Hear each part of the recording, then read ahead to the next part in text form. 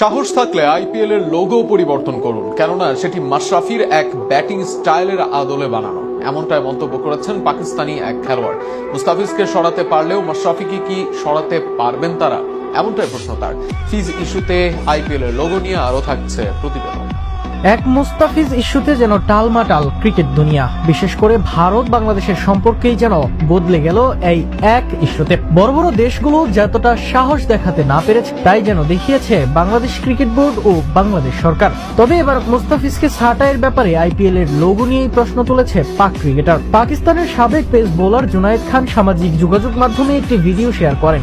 সেখানে সাবেক ভারতীয় ক্রিকেটার আকাশ চোপড়াকে বলতে শোনা যায়, আইপিএল এর লোগোটি অনেকেই এভিডি ভিলিয়ার্সের শট ভেবে থাকলেও বাস্তবে সেটি মাশরাফি বিন মুর্তজার ব্যাটিং শট অনুসরণ করেই তৈরি।